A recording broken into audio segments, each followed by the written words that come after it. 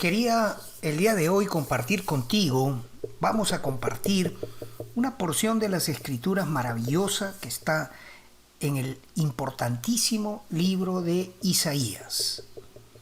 Hoy he terminado de estudiar por enésima vez, no sé cuántas veces he estudiado el libro de Isaías, lo he hecho muchas veces, tengo 35 años de caminar el camino de la fe en Jesucristo y el libro de Isaías lo he estudiado muchas veces.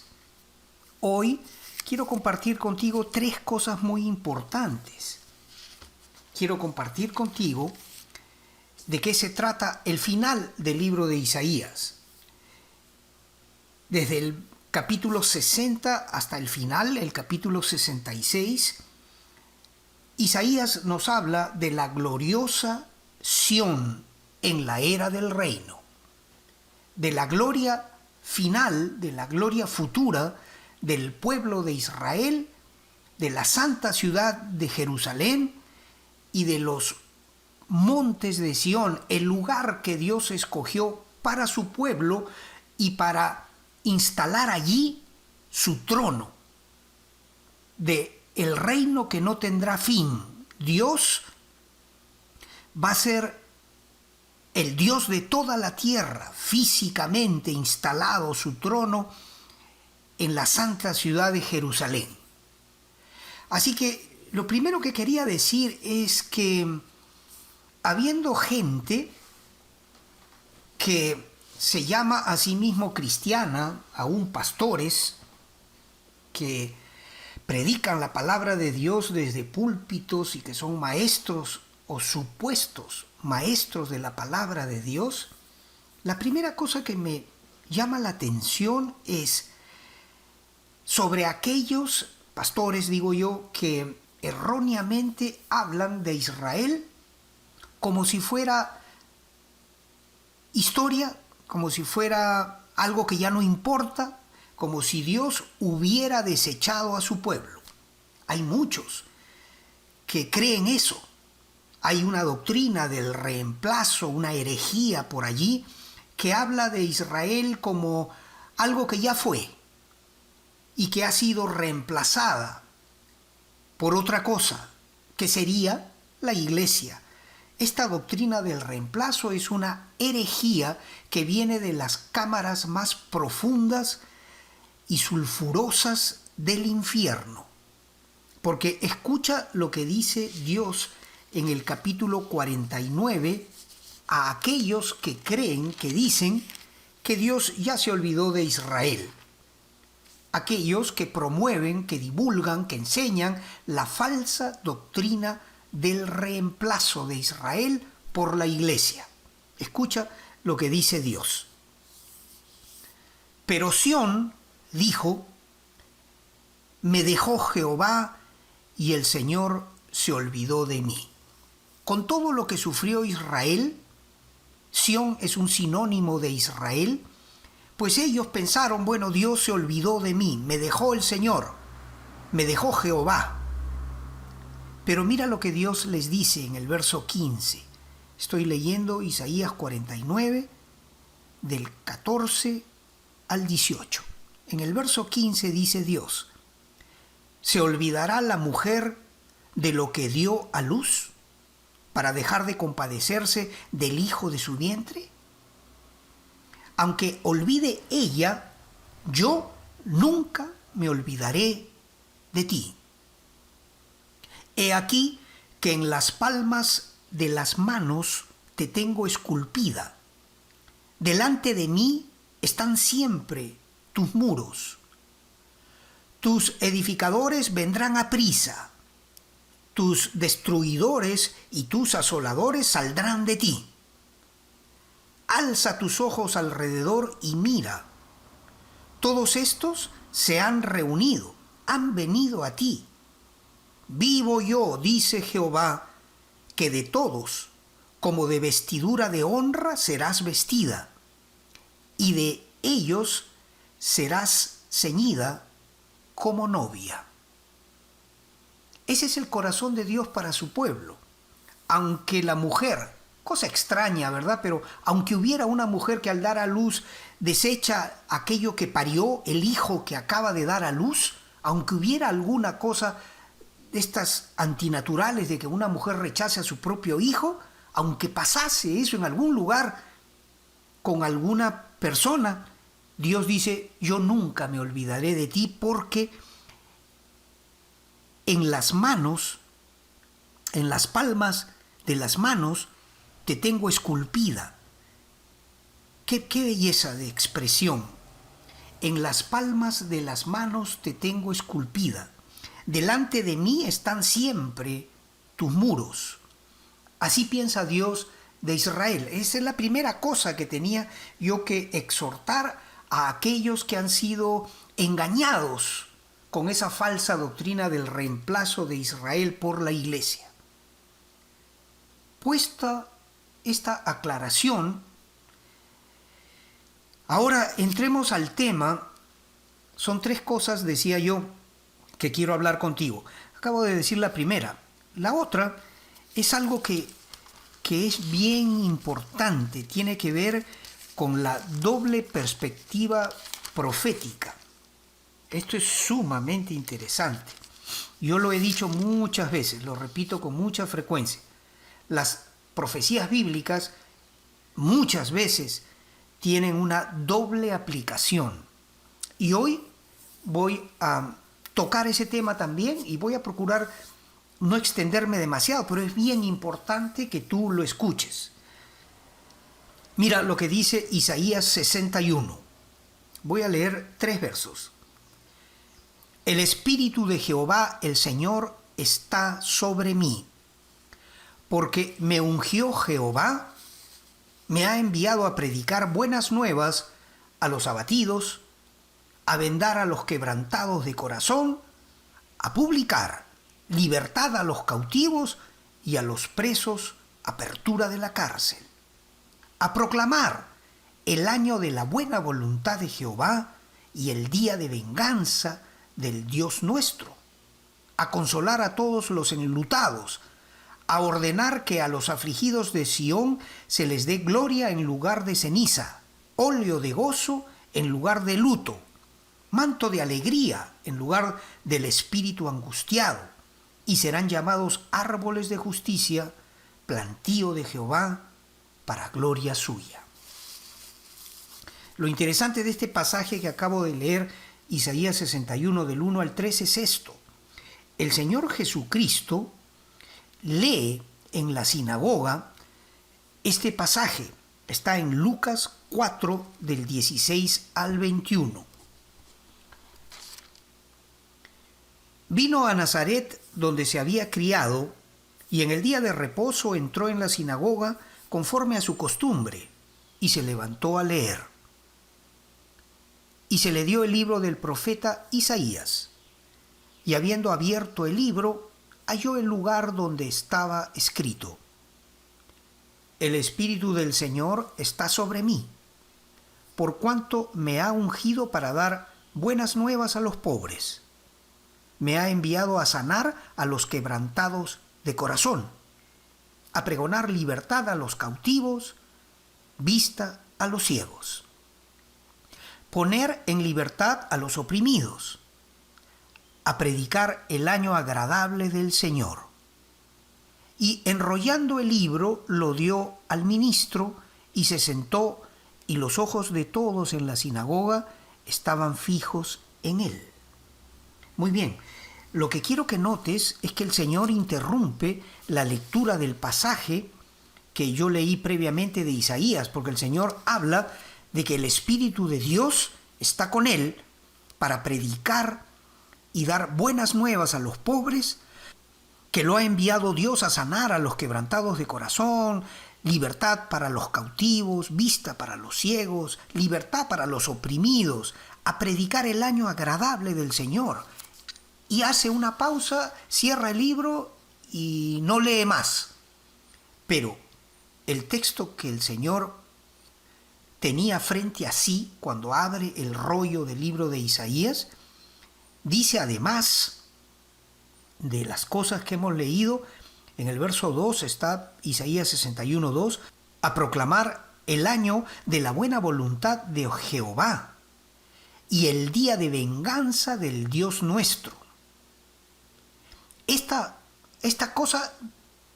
frase, esta idea, ya no la tocó el Señor. El Señor habló de las buenas nuevas para los pobres, libertad para los oprimidos, vista para los ciegos, etc., pero no dijo lo que está escrito en el verso 2, y el día de venganza de nuestro Dios. ¿Por qué no tocó ese tema el Señor Jesucristo? ¿Por qué solo habló de la primera mitad del mensaje que está en Isaías 61, del 1 al 3?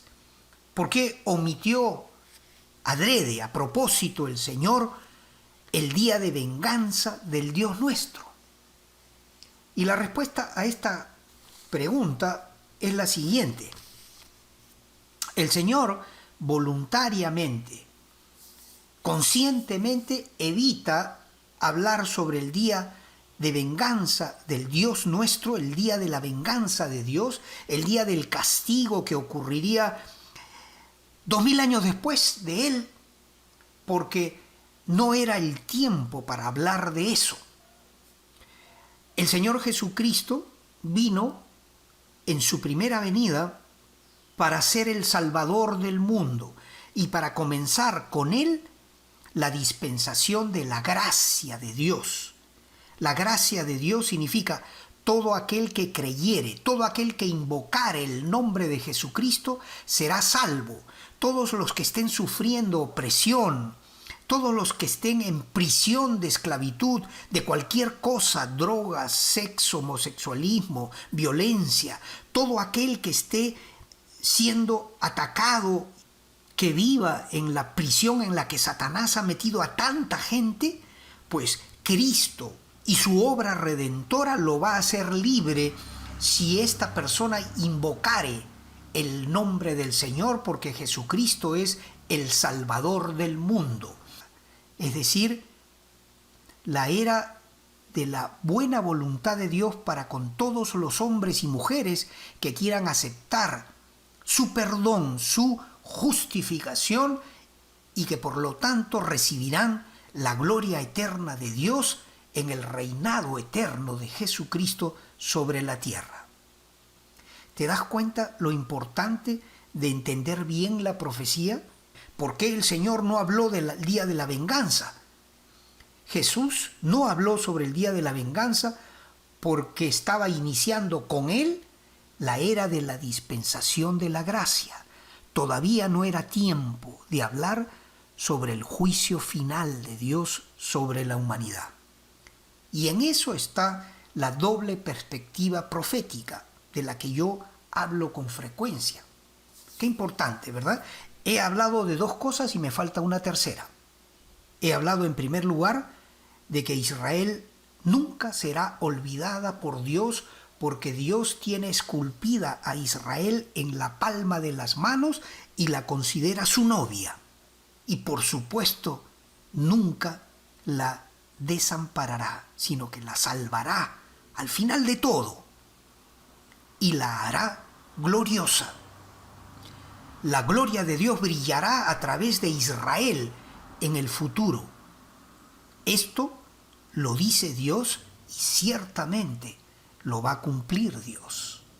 En segundo lugar, hemos visto que el Señor Jesús habla de que el Espíritu de Dios está sobre él, pero omite, adrede, voluntariamente, expresamente, el hablar del día de la venganza del Dios nuestro, porque no correspondía hacerlo cuando estaba recién comenzando la dispensación de la gracia. Ese tema del castigo de Dios es para otra época, es para otro momento.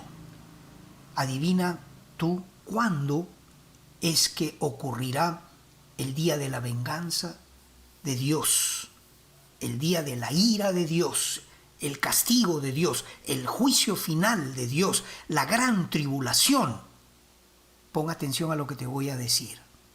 Estamos a las puertas. Estamos en la antesala, estamos en el umbral de ese período de la gran tribulación.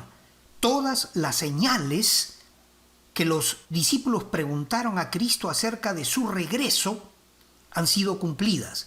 Y estamos pues en un mundo tan enfermo que el libro de Isaías en el capítulo 24 dice así: He aquí que Jehová vacía la tierra y la desnuda, y trastorna su faz y hace esparcir a sus moradores. ¿Por qué va a hacer Dios esto? Vaciar la tierra, desnudarla, trastornar su faz y hacer esparcir a los moradores de la tierra. Y dice, sucederá así como al pueblo, también al sacerdote, como al siervo, al amo, como a la criada, a su ama, como al que compra, al que vende, como al que presta, al que toma prestado, como el que da al ogro, así al que lo recibe. La tierra será enteramente vaciada y completamente saqueada, porque Jehová ha pronunciado esta palabra. Y preguntaríamos, ¿por qué Dios pronunció esta palabra? ¿Por qué este castigo tan terrible? Y la respuesta viene en el verso 4. Dice, se destruyó, cayó la tierra, enfermó, cayó el mundo. Enfermaron los altos pueblos de la tierra. Y la tierra se contaminó bajo sus moradores porque traspasaron las leyes, falsearon el derecho, quebrantaron el pacto sempiterno. Por esta causa, la maldición consumió la tierra y sus moradores fueron asolados. Por esta causa fueron consumidos los habitantes de la tierra y disminuyeron los hombres. Ese es el tiempo de castigo, de juicio, la gran tribulación.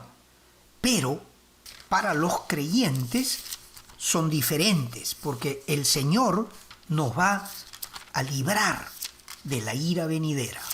Mira lo que dice aquí. Primera de Tesalonicenses 4, a partir del verso 13, dice: Tampoco queremos, hermanos, que ignoréis acerca de los que duermen, para que no os entristezcáis como los que no tienen esperanza. Nosotros sí tenemos esperanza. ¿Cuál es esa esperanza? Pablo añade: porque si creemos que Jesús murió y resucitó, ¿tú crees eso? ¿Que Jesús murió en una cruz y que resucitó? Nadie ha resucitado para vida eterna sino solamente Jesucristo. Dice, porque si creemos que Jesús murió y resucitó, así también, ojo con eso, traerá Dios con Jesús a los que durmieron en él. Por lo cual os decimos esto en palabra del Señor, que nosotros que vivimos, que habremos quedado hasta la venida del Señor, los creyentes que estén vivos en ese día, no precederemos a los que durmieron, porque el Señor mismo, con voz de mando, con voz de arcángel y con trompeta de Dios, descenderá del cielo y los muertos en Cristo resucitarán primero. ¿Te das cuenta? Hay un día que está pronto a ocurrir en el que el Señor dice, descenderá del cielo y los muertos en Cristo resucitarán primero. Porque el Señor con voz de mando, con voz de arcángel y con trompeta de Dios lo ordenará. Luego, nosotros los que vivimos, o sea, date cuenta del orden, ¿no? Primero resucitan los que son de Cristo, aquellos que murieron ya, pero que eran cristianos, creyentes verdaderos. Pero luego nosotros, los que vivimos, los que hayamos quedado, si pasase eso hoy, pues todos los que somos de Cristo, los que somos creyentes, dice, seremos arrebatados juntamente con ellos, los que resucitaron, en las nubes, para recibir al Señor en el aire. ¿Dónde va a ocurrir esa reunión? ¿Sobre la tierra? No, en el aire. En el aire. Y así estaremos siempre con el Señor. Seremos llevados con Cristo, por Cristo, al cielo, para no estar presentes durante los 7 años de la gran tribulación, años en los cuales se derramará la ira de Dios sobre ese mundo, tal como lo hemos leído en Isaías 24. Mira lo que dice, con esto voy a terminar, el capítulo 65, desde el verso 13 hasta el verso 16. Escucha conmigo y pon atención. Por tanto, así dijo Jehová el Señor: He aquí que mis siervos comerán, y vosotros tendréis hambre. He aquí que mis siervos beberán, y vosotros tendréis sed. He aquí que mis siervos se alegrarán, y vosotros seréis avergonzados. He aquí que mis siervos cantarán por júbilo del corazón, y vosotros clamaréis por el dolor del corazón, y por el quebrantamiento de espíritu aullaréis. Y dejaréis vuestro nombre por maldición a mis escogidos, y Jehová el Señor te matará, y a sus siervos llamará por otro nombre. Dios está hablando del destino final, de lo que ocurrirá al final de todo. Y ciertamente Dios hace una separación entre dos grupos de personas, dos grupos de hombres y mujeres diferenciados de otro grupo de hombres y mujeres. He aquí que mis siervos beberán y vosotros tendréis sed. He aquí que mis siervos se alegrarán y vosotros seréis avergonzados. He aquí finalmente que mis siervos cantarán por júbilo del corazón, y vosotros clamaréis por el dolor del corazón y por el quebrantamiento de espíritu aullaréis. Qué fuerte, ¿verdad? Dos grupos de personas. Dios tiene un plan maravilloso. El plan de Dios es formar una familia de hombres y mujeres, su reino eterno que no tendrá fin. ¿Quiénes son parte de ese reino? ¿Todos los hombres? No. Falso. Esa es otra herejía que viene de Satanás, porque la Biblia dice al final de este libro de Isaías que Dios va a separar a sus siervos y va a condenar a sus enemigos. Entonces, termino yo este estudio, esta exhortación, diciéndote: ¿de cuál de los dos grupos quieres tú ser parte? ¿De los siervos de Dios? ¿Los que van a comer y saciar su hambre y beber y saciar su sed? ¿Los que se van a alegrar por el júbilo del corazón? ¿O quieres ser del otro grupo que va a aullar por el quebrantamiento de espíritu al sentirse y al verse apartados eternamente del Dios creador, del Dios soberano? No por Él, sino porque ellos mismos decidieron vivir sin Dios, porque falsearon el derecho, quebraron el pacto sempiterno. Los que se condenan porque han rechazado a Dios. Así que no te dejes engañar.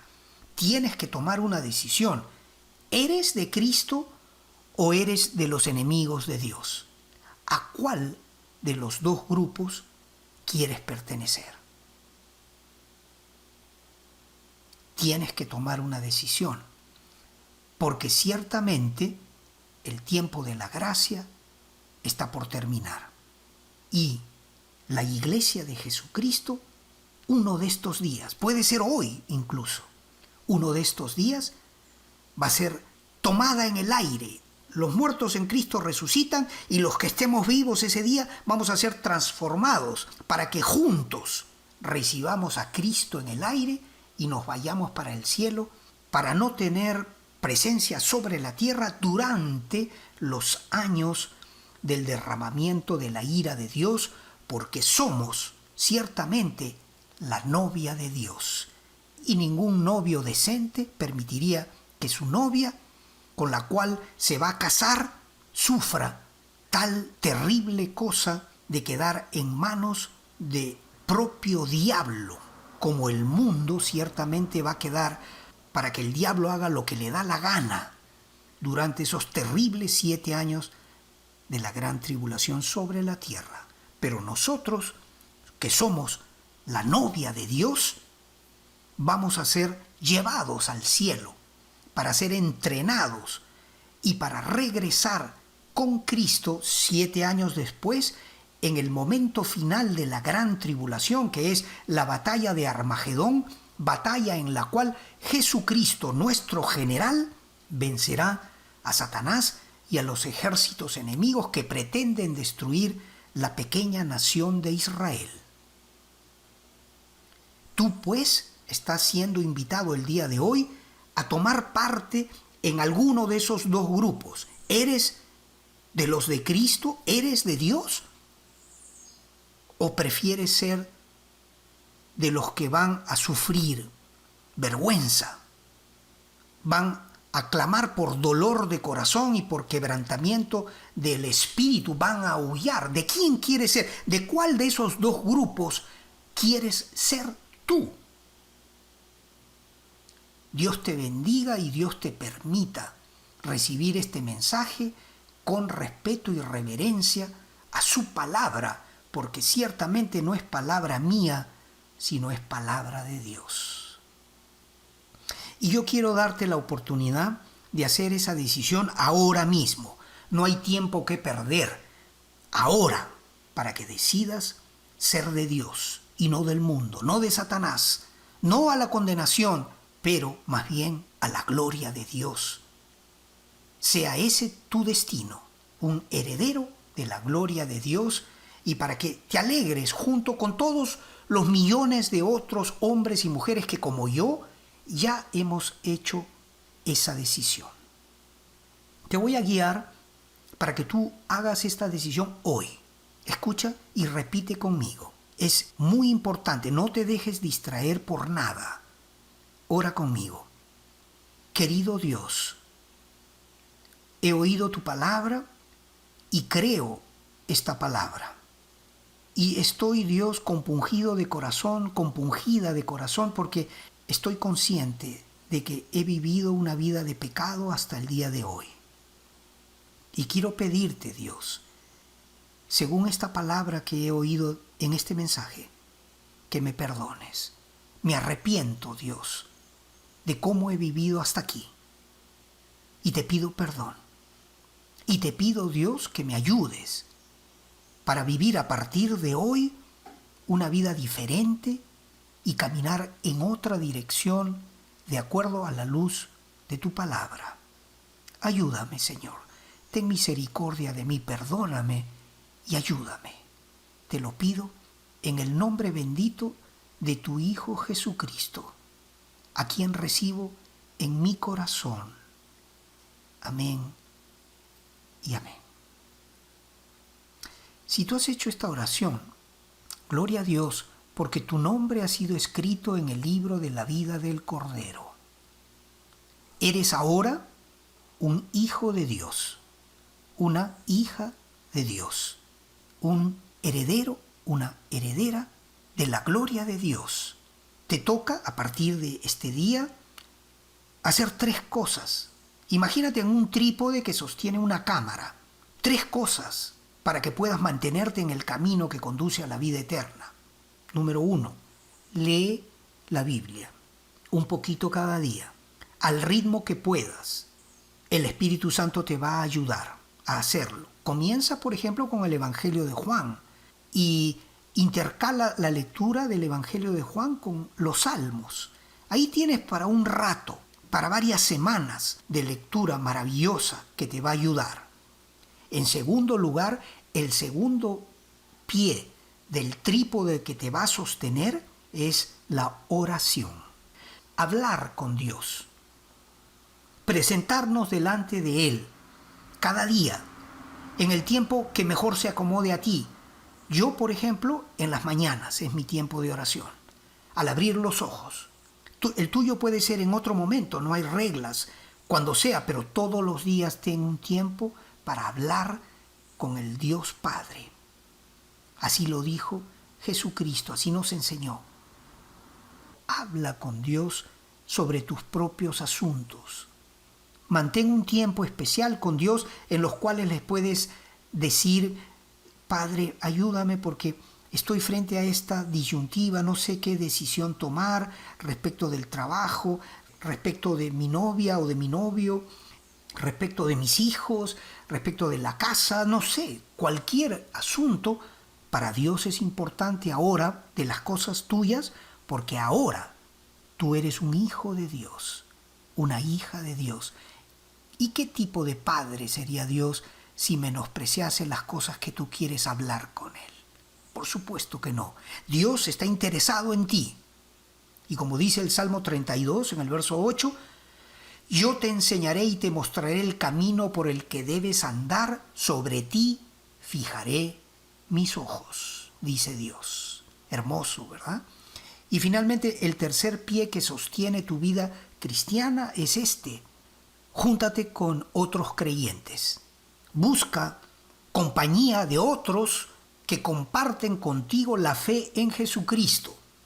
Y esto, entre paréntesis, significa apártate de lo que es opuesto a Dios. Deja esas amistades que lo que han hecho hasta aquí es inducirte al mal camino. O de repente tú eres el que has inducido a otros al mal camino.